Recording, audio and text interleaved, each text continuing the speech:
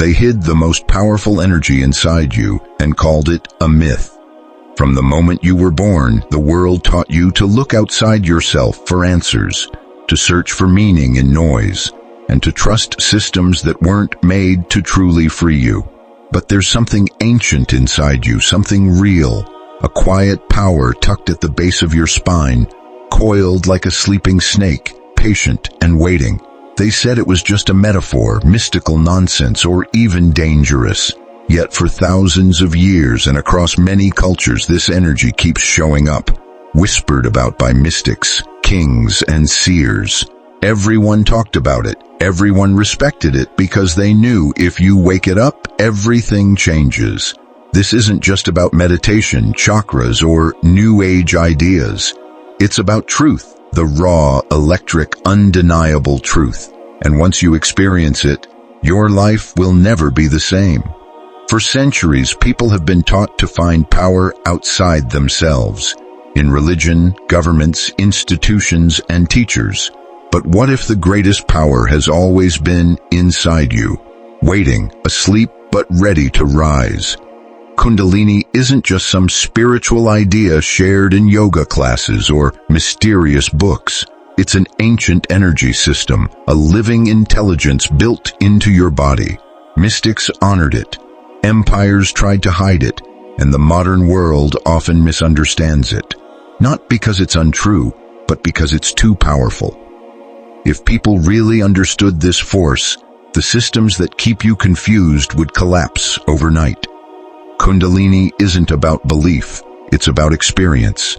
It's the life energy coiled like a snake at the base of your spine, ready to awaken and flow through your energy system, changing how you see, feel, and think. Long before science knew about the brain, ancient yogis mapped this energy in detail. They described chakras not as symbols, but as energy centers tied to how humans grow, emotionally, mentally, and spiritually. They didn't guess this. They lived it. But over time, this knowledge was buried. Colonial powers, religious rules, and fear worked together to separate science from sacred inner experiences and label them as superstition. Even the symbol of the serpent was taken over. In yoga, the snake means raw energy, transformation, and the path to awakening. In Western religion, it became a symbol of evil, something to fear and avoid. The very image that once helped people reach higher states was twisted into a tool to keep everyone stuck and afraid. What better way to control people than to tell them their own inner awakening is bad? What better way to hide something sacred than to make it forbidden? But this energy never left. It waits quietly in all of us. You don't need to be a monk or a spiritual master to have Kundalini. You already have it. It's part of your body, your breath, your nervous system. The question is, will you tap into it? It doesn't want followers. It wants truth seekers. People willing to let go of false identities and face what's really inside. That's why it's not taught in schools. That's why it doesn't make headlines or get praised in typical spiritual groups. It doesn't come from following rules. It breaks them. Once Kundalini starts moving inside you, it can't be controlled by fear, shame, or surface-level distractions. You'll see things in a new way, think more clearly, and feel more deeply, but you have to treat it with respect. Kundalini isn't passive. It makes whatever's inside you stronger. If you're grounded and humble, it can change your life. If you're reckless or full of ego, it can bring more confusion. That's why traditions keep it behind rituals and inner work, not to block you, but to prepare you. When the serpent rises, it brings light and everything else. The hidden, the hurt, the unfinished. That's where the real work starts. So ask yourself, do you really want to wake up? Not just to the good stuff, but to the full truth of who you are and how you've been shaped. Because that's what Kundalini does. It's not an escape. It's a deep dive into reality. And once it starts, there's no going back to sleep. Kundalini isn't a catchy word, a metaphor, or some made-up spiritual idea to sell a course. It's real, alive, and already inside you. But what it really is and isn't has been twisted and misunderstood for centuries. What you've probably heard about Kundalini only scratches the surface, and sometimes it's completely wrong, because the truth doesn't fit into neat spiritual labels or psychology books. The truth is, Kundalini is raw, pure energy of consciousness, an ancient intelligence built into your body. At its core, Kundalini is your life force, pure and simple. It's not your thoughts, your personality, or your habits. It powers them all. It lies coiled at the base of your spine, in what yogis call the Muladhara chakra. This isn't just a symbol, it's spiritual anatomy. It's connected with your nervous system and hormones, quiet but ready. When it wakes up, it moves through your body's energy channels, activating parts of you that have been asleep, your intuition, feelings, memories, and even your biology. But here's where it gets tricky. Not Kundalini itself, but what we've been told about it in much of the Western world. It's often sold like a product. You see it on magazine covers, workshops promising quick enlightenment, and classes that say you'll feel activated in a weekend. That's not awakening, it's just putting on a show. Real Kundalini awakening isn't a one-time event, it's a process. And it's often not pretty, clean, or something you can post on Instagram right away, because true awakening means breaking down. It means everything false falling apart. It means letting go of the image you've built of who you think you are, what you believe, and even what scares you. That's what Kundalini does. It breaks the illusion of who you were so it can show you who you've always been. It's not about feeling a high or a mystical rush. Sure, those might happen sometimes, but they're not the goal. Kundalini isn't here to entertain you. It's here to change you, and change is rarely comfortable. This energy will bring up everything inside you, your pain, your past hurts, your attachments, your ego. That's why ancient traditions guarded it closely and with strict rules. It was never meant to be sold to everyone. It was meant to be respected. And no, it's not just for monks or spiritual teachers. It's for anyone who's alive. But it asks for something few people are ready to give: total honesty. Not just with others, but with yourself. Because this energy doesn't respond to pretending or just doing spiritual routines. It doesn't show up just because you wear white clothes or chant mantras. It comes when you're truly aligned inside. It comes when your inner world is calm, steady, and open. It comes when all the noise in your life doesn't drown out your truth. Kundalini isn't a shortcut or a detour on the path to wisdom. If anything, it's a fast track to facing everything you've been avoiding. That's why people who wake up Kundalini too soon or without help often feel confused, emotionally overwhelmed, or physically uncomfortable. Not because Kundalini is dangerous, but because it makes everything inside you that hasn't healed get louder. It won't let you hide, and if you've been hiding for a long time, that can feel like a storm. But that storm is sacred. It clears the way for something real. Because when Kundalini moves, it doesn't just change your feelings, it changes how you live. It demands your full attention. It rewrites how you relate to your body, your thoughts, your choices. It burns away illusions, and what's left is a clear, alive, fully present version of yourself. Your true self waking up. There's a myth that Kundalini awakening is like flipping a switch, a sudden burst of bliss and enlightenment. But the truth is more subtle and more real. When this energy starts to move, it doesn't ask nicely or wait for your schedule. It moves in waves, powerful, unpredictable, and very smart. When it does, your body becomes both a temple and a battlefield. Some feel intense heat rising up their spine, like their bones are glowing inside. Others shake uncontrollably, not from fear, but because the energy is too strong to hold back.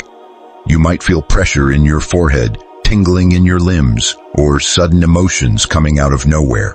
You could cry, laugh, shake, or just go silent. These aren't signs you're losing it, they're signs something deep is waking up. Kundalini doesn't come through logic, it comes through surrender, and that's why it can be so hard.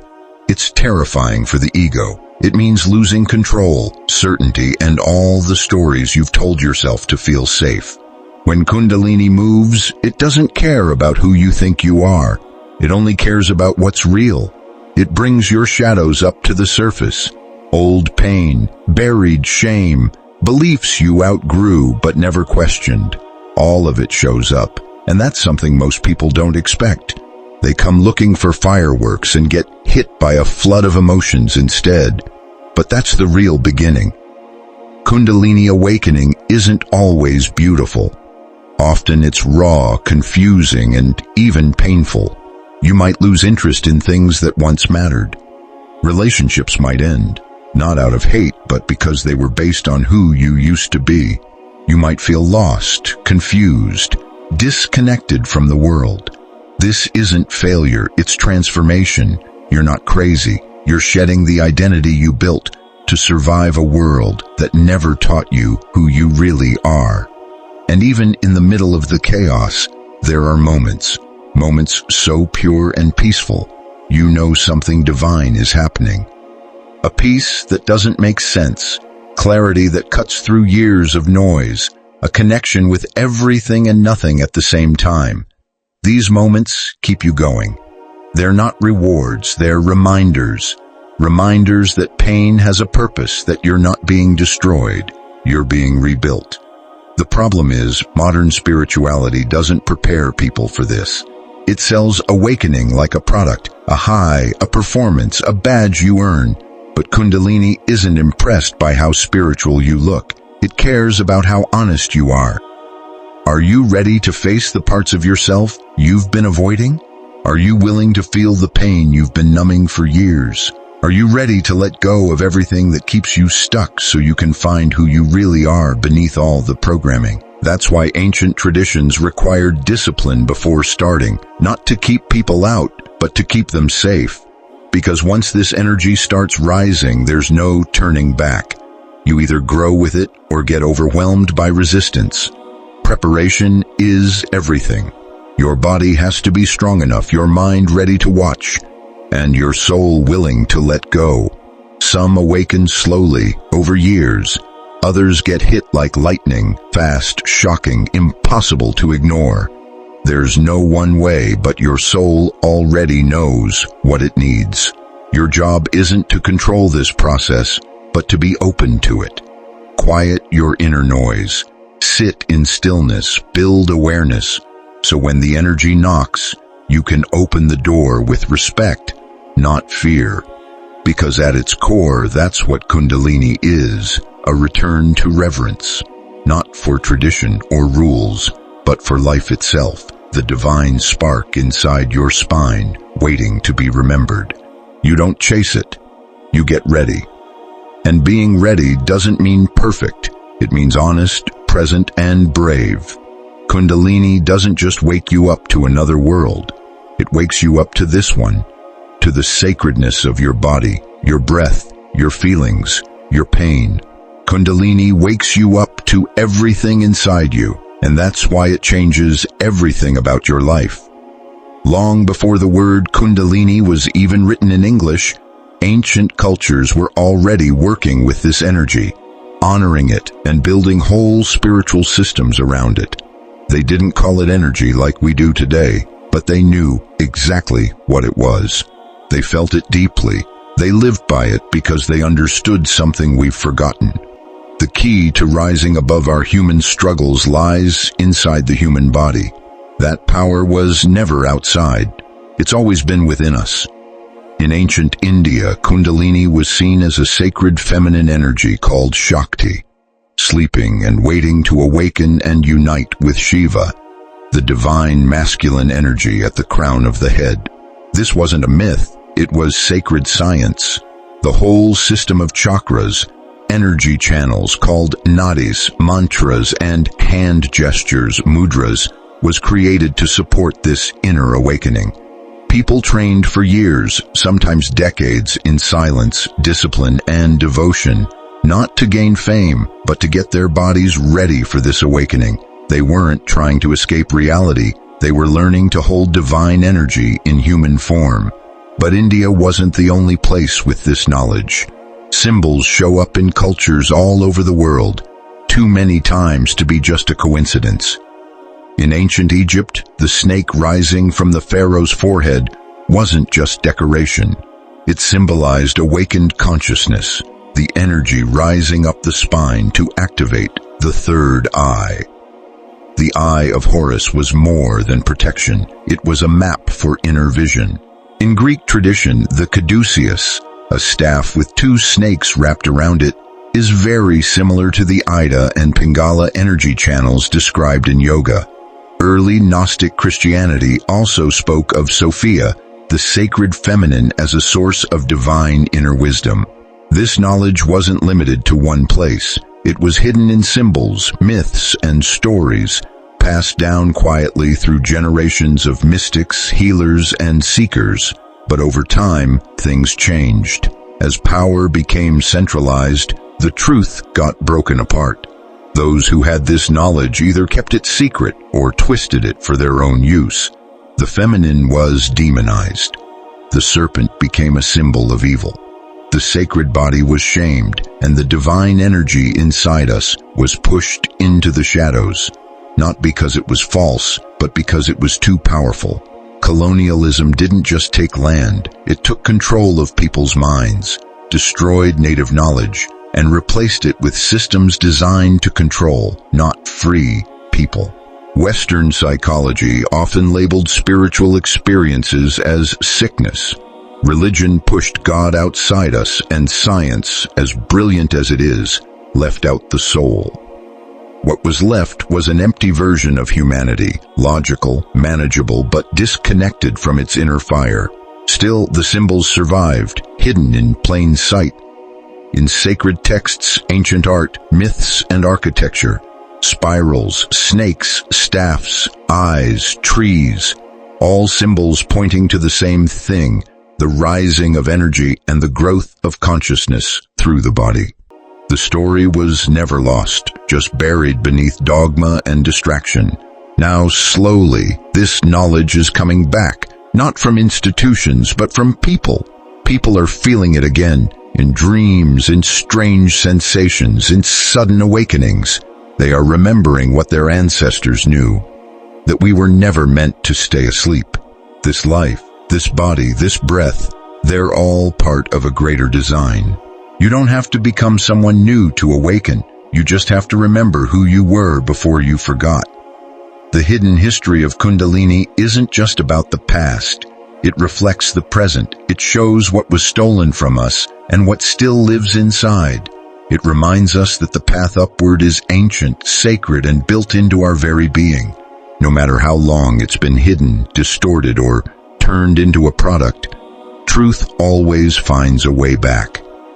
All it needs is one person ready to receive it. If Kundalini is the serpent, then the chakras are the gates it passes through, and the nadis are the hidden rivers carrying its fire. This isn't just spiritual talk, it's energetic anatomy, mapped out by wise sages thousands of years ago, with a precision science is only just starting to understand. Our bodies aren't just flesh and bones, they're multidimensional fields of consciousness.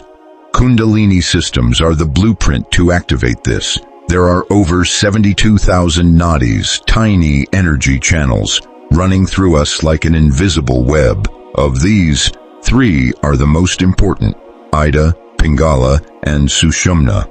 Ida runs up the left side of the spine, linked to the moon, feminine energy, and cooling force. Pingala runs up the right side, connected to the sun, masculine energy and heat. But the real key is Sushumna, the central channel running straight up the spine. Kundalini rises through this channel when your inner balance is right, when duality fades, and when the mind stops blocking the flow. As the serpent energy rises, it activates the chakras, energy centers along the spine. But this isn't just pretty decoration for Instagram. Each chakra is a complex meeting point between mind, body, and soul. The root chakra deals with safety and survival. The sacral chakra with emotions and creativity. The solar plexus with identity and willpower. The heart with love and connection. The throat with truth and communication. The third eye with insight and intuition. And the crown with the connection to the divine. Here's something most won't tell you. Awakening the chakras isn't about imagining colors or repeating positive phrases. It's a process of breaking down. When Kundalini wakes a chakra, it not only energizes it, but also clears out what's blocking it. That's why people feel strong emotions, vivid dreams, and physical sensations. These aren't side effects, they're signs old programming, emotional blocks, trauma, and limiting beliefs are being burned away. Kundalini isn't gentle or quiet, it cleanses. Each chakra connects not just to a body part or emotion, but to a stage of life. The lower chakras relate to early childhood, our need for safety, emotional bonds, and individuality. If those early stages get interrupted, ignored, or messed with, the energy gets stuck there. When Kundalini reaches those spots, she pushes that stuck energy up to the surface so you can face it and heal it. Only then can she keep rising. That's why the journey isn't a straight line. You don't just move from one chakra to the next. Like climbing stairs. You spiral, you come back, you revisit old places. One moment you feel open and bright. The next, you're diving back into old wounds. This is the sacred process of clearing and healing, and it keeps going until energy flows freely, not just up your spine, but through your whole life. The goal isn't to escape your body, but to bring light into it. It's not about ignoring what it means to be human, but about shining a light on it from inside. When all the chakras wake up, align, and balance, not just in theory, but in real life, Kundalini reaches the crown of your head. This isn't the end. It's the start of a new way of living. A way where you think not just with your brain, but with your whole being. Where your intuition is as clear as your eyesight, and love isn't just a feeling, but a state of being.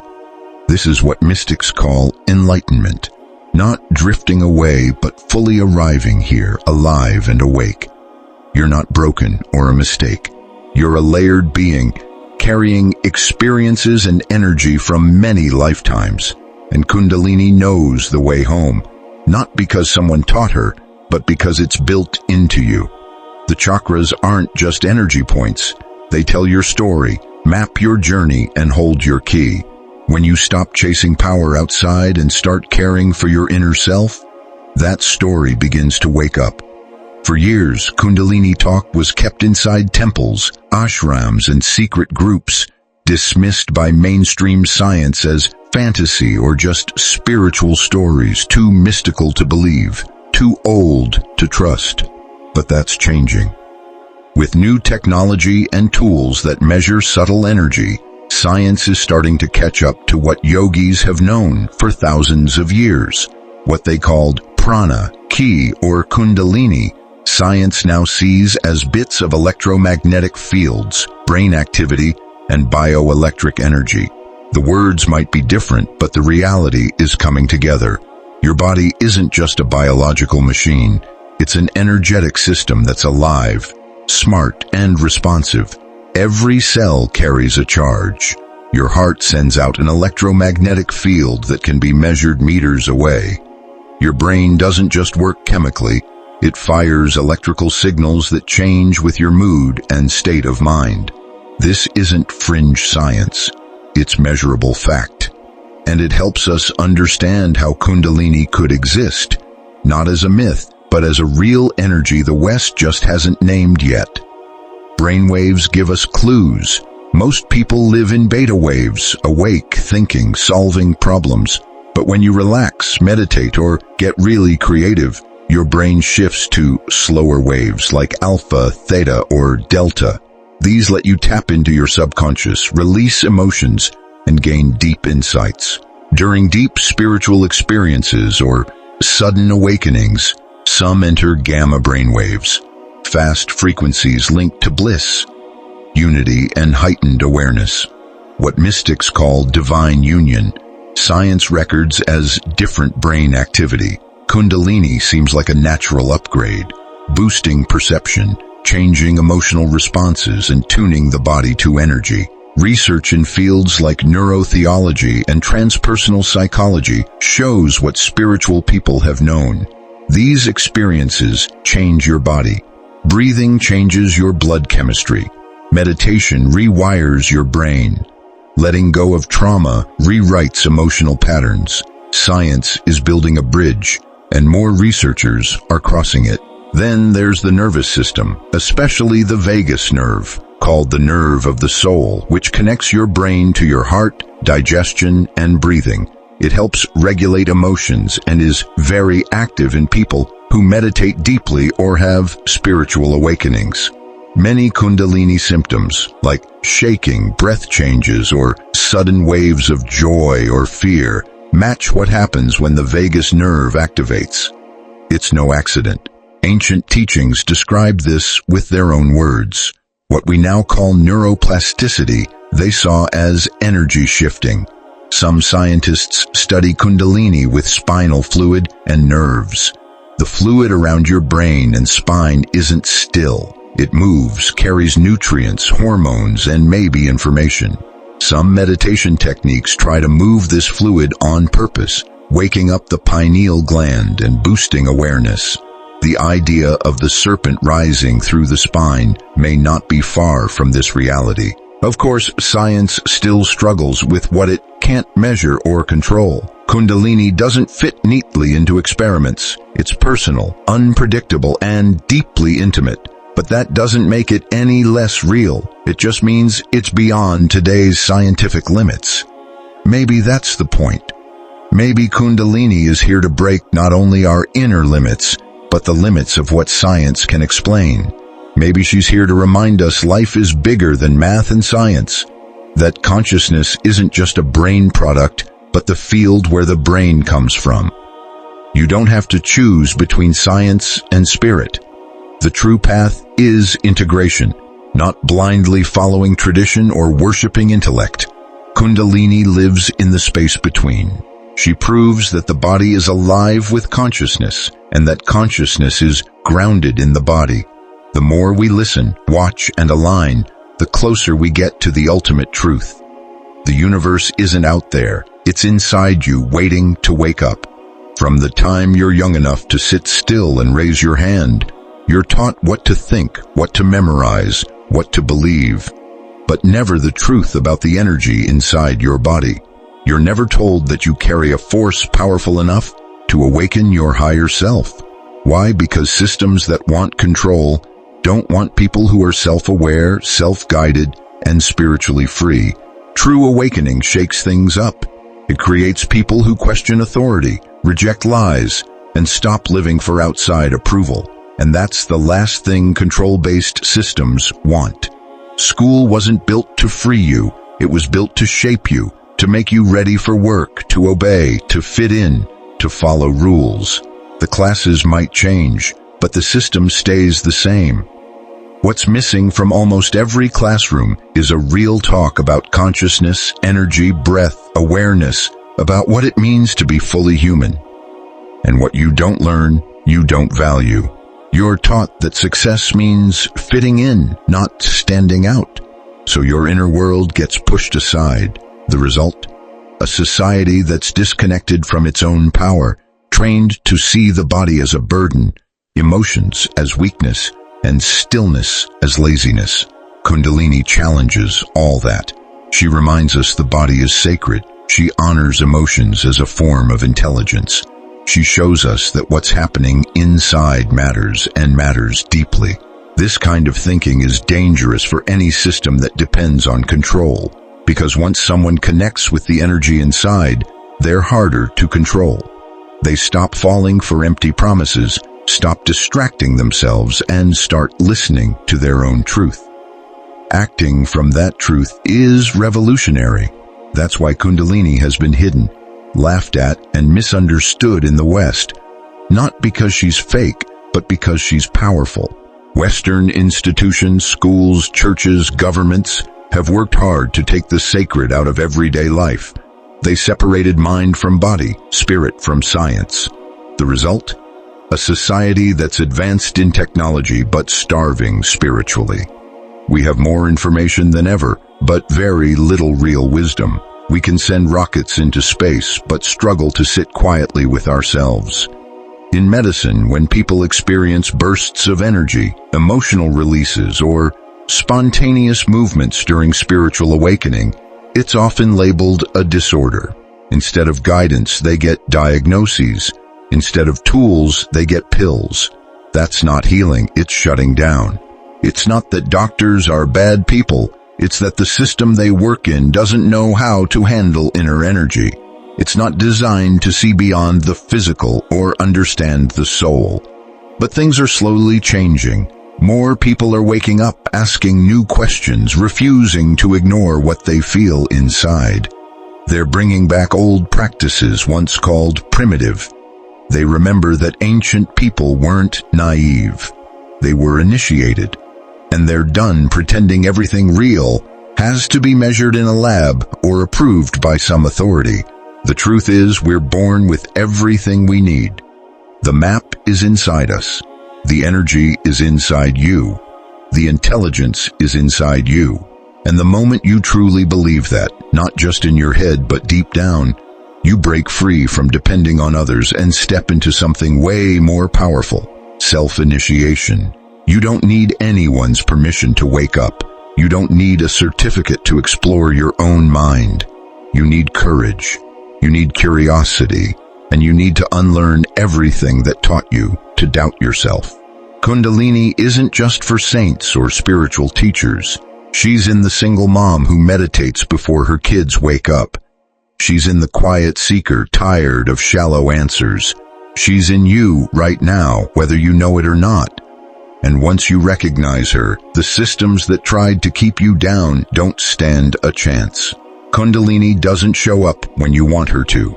You can't force her open with ambition or tricks. She's not a prize for being spiritual enough or doing the right rituals. This energy doesn't respond to ego. She responds to readiness. And readiness isn't about how much you know. It's about how much you're willing to let go, clear out what doesn't serve you, and make room for what's already inside you to show itself. Preparation isn't optional, it's the foundation. Because when this energy moves, it moves through everything: your nervous system, memories, feelings, thoughts. If you're blocked, she'll show you. If you're stuck, she'll challenge you. If you're open, she'll guide you. That's why the first step isn't activation, it's purification. Not religious, but energetic. Your system has to handle the intensity. Your mind has to stay steady when your sense of self starts to shift. That's why ancient traditions didn't just teach meditation. They taught discipline, daily practice, breathwork, fasting, and silence. Not to punish the body, but to refine it. To make it a clear vessel, free from distractions and chaos. In a world that glorifies constant stimulation, stillness becomes sacred. And it's not passive, it's powerful. It tunes you in to the subtle. It trains you to feel deeply and to watch without reacting. When Kundalini moves, being the witness is everything. Without it, you get overwhelmed. With it, you can handle whatever comes. Start with your body, not forcing it, but listening. What does it need to feel safe, connected, and alert? Movement helps, like yoga, walking, or stretching, not to show off, but to connect. Breath is the bridge. It tells you everything. Shallow breath means scattered mind. Deep breath means grounded presence. Learn to breathe with purpose, not just when you meditate, but all the time. Consciousness doesn't start on a meditation cushion. It starts every time you choose to come back to yourself. Emotionally, preparation means honesty. Can you say how you really feel? Can you sit with discomfort without trying to fix it? Can you forgive the parts of yourself you've been taught to hide? This energy will bring up everything you've buried, not to punish you, but to free you. But freedom isn't just light. It includes shadow too. If you only want happiness, you're not after truth. Truth holds everything: pain, joy, anger, love. The more you can hold, the more you can heal. Mentally, the practice is humility. You're not here to control Kundalini, you're here to surrender to her. That doesn't mean being passive, it means being open, watching your habits, letting go of the need to label every feeling or explain every change. Let the experience teach you. Don't try to master it. Let it master you until mastery becomes natural, not forced. And most of all, slow down. Awakening isn't a race. It's not about getting somewhere fast. The energy already knows the way. You just need to stop blocking it. Stop chasing highs, spiritual thrills, or enlightenment as a finish line. Kundalini doesn't care about your goals or plans. She cares about your presence, your honesty, your willingness to feel it all. If you're reading this and something inside you stirs, not just curiosity, but something deeper and quieter, that's a sign. Not that you should chase Kundalini, but that you might be ready to sit quietly enough to find her. The door is already there. The serpent waits. All she asks is that when she rises, you don't shrink back. When the fire comes, welcome it, not as a threat, but as a guide. Discipline isn't about restrictions, it's about devotion, not to a belief or a guru, but to your own growth and what's sacred inside you. You're not getting ready for a single moment, you're preparing for a lifetime of clarity. A life based not on what you were taught, but on what you remember deep down. When Kundalini rises, she doesn't just change how you feel inside. She changes how you see everything around you. She shifts the lens you use to understand the world. Things that used to grab your attention start to fade away. The constant chase for approval, stuff, or validation feels empty. Not because you stop caring, but because you tune into something deeper than surface noise. You start to see what's real, what's worth your energy, and what's been quietly draining you for years. This part of awakening doesn't get talked about much. Integration, coming back. After the fire, the flood, the highs and lows, there's a quiet question. How do I live now? There's no script, no title. You just start moving through life differently. Slower, sharper, softer, stronger. You talk less, but with more meaning. You listen more with deeper understanding. You notice the sacred in everyday things. The way light falls across the floor, the rhythm of your breath, the truth behind someone's words. Life stops being a blur and becomes a mirror. But with this new vision comes responsibility. Kundalini doesn't make you better than others. She makes you more aware. And awareness means choice. Will you live true to what you now know? Will you honor your intuition even if it goes against the crowd? It's not about being perfect. It's about being real, living without abandoning the truth you've touched. The world will keep rushing. People will keep selling distractions. But once this energy wakes up inside you, something changes for good. You stop falling for illusions. You feel the weight of what's false. You can't go back to pretending. That doesn't mean you pull away from life. It means you live fully, but on your own terms. You still work, pay bills, face challenges, but underneath it all is a calm that doesn't shake, a clarity that stays steady. That's what true freedom feels like. Living with Kundalini isn't about escaping reality. It's about expanding it, seeing more, hearing more, feeling more of yourself than ever before. There will be times when it feels overwhelming because you're sensing not just the surface, but the deeper currents. But you'll also have moments of deep peace, not because life is easy, but because you're grounded in something eternal. Your ego might try to turn this into a status symbol, a way to feel special. Don't let that happen. You're not awakening to be above others. You're awakening to reconnect with them, to see the divine in every face, every failure, every breath. That's the real gift of Kundalini, not power over life, but union with it. You've come far on this journey, not just through ideas, but through deep knowing. Something inside you already recognized what you just read. It wasn't new, it was an ancient memory coming back. Now the question is, what will you do with it? Don't let it stay just information. Let it become part of you. Let it live in your choices, your breath, your relationships. Let it shape how you wake up, how you talk to yourself, how you create and give back. Because awakening isn't something you have. It's something you become, day by day, truth by truth, breath by breath. If this message spoke to you, let us know by commenting, "I understand."